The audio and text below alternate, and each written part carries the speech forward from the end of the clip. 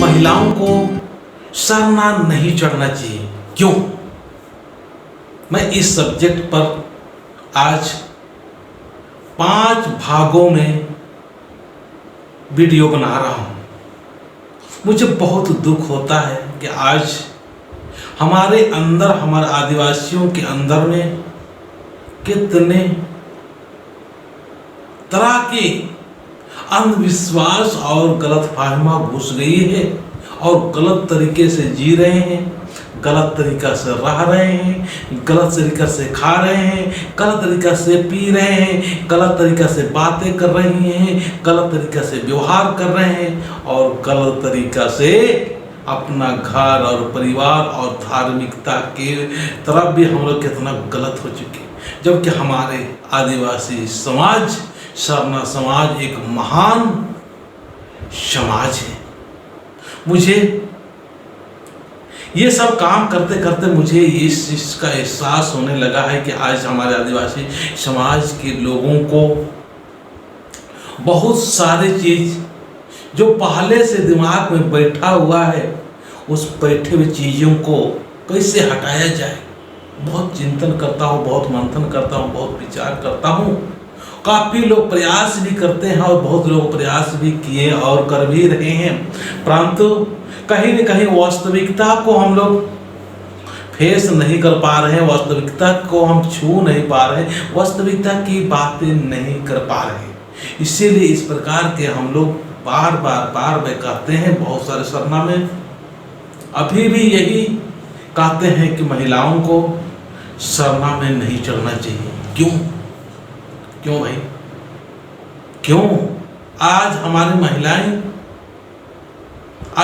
महिलाएं और पुरुष, इनकी देखिए, इनकी जो आत्मा रूप से हम सारे एक ही हैं, शरीर रूप से हम भिन्न भिन्न हो सकते हैं, पर आज वास्तविक रूप में देखा जाए तो हम आत्मा रूप से जब जन्म हमारा लेता है तो उसमें भी हमारा कोई स्त्री पुरुष या महिला पुरुष वगैरह कुछ नहीं रहता है, बीच की स्थिति है। अभी जब जन्म लेने के बाद में हमको पता चलता है कि हम महिला हैं या पुरुष है।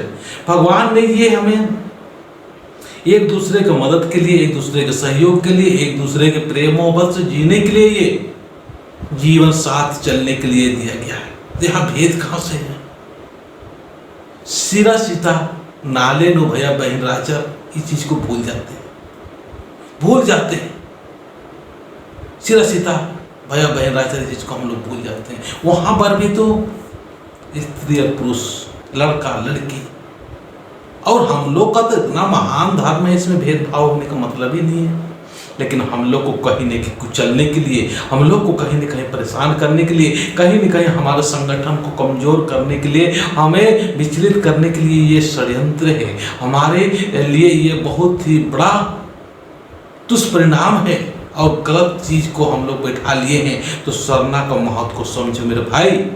आज हम कहते हैं कि हम शरीर के भूख के लिए तो खाना खा के भूख मिटा लेते हैं, लेकिन आत्मा, अंदर आत्मा होती है, एक आत्मा होती है, हृदय होती है, बुद्धि होती है, मन होती है, इसकी भी कुछ न कुछ भूख होती है। इस भूख को मिटाने के लिए हमको चिंतन, मंथन, भजन, प्रार्थना, यही सब चाहिए। यही सबसे उनका पेट या उनको अच्छा लगता है। आज ये यही चीज़ हमारे में नहीं है। एक स्थान हम लोग को सरना स्थान बनाया गया है, वहाँ धार्मिक स्थान बनाया गया है, वहाँ हम लोग भी जाते नहीं। पुरुष वर्ग में कहाँ जाते हैं? नहीं के बराबर। और जाते हैं तो वहाँ कुछ लोग जाते हैं, बाकी नहीं जाते हैं। महिलाओं को मना कर देते हैं। तो बहुत सारे ऐसे सरना स्थान में है, उस स्थान में जाने के लिए मना करते हैं। इसका बहुत सारे कारण है, क्या नहीं है, कैसे है, क्या नहीं है, उस चीज़ को हमको दरकिनार करते हुए इस महान सरना स्थान का हम लोग को अहमियत को जानना होगा। तभी अपना समाज के लोग एक और नेक और सुंदर और ईमानदार होंगे। नहीं ईमानदारी भी नहीं आएगी, नेक भी नहीं होंगे, एकता भी नहीं होंगे, संगठन भी नहीं आए। बोलते रहो। आज हर चीज़ में हमको तोड़ा और मारा और हर चीज़ में हमको दबाया जा रहा है। हमारे संगठन भी नहीं हो, एकता भी नहीं हो रहे। एकता भी होती तो देखिए किस प्रकार को हो रहे हैं।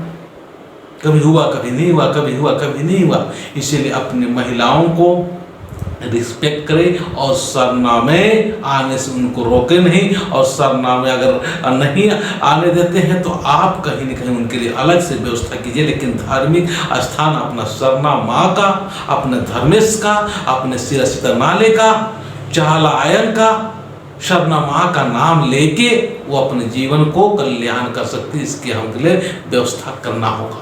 तो चलिए मैं इतना ही बोलकर अपनी बातों को समाप्त करता हूँ। जय धर्मेश।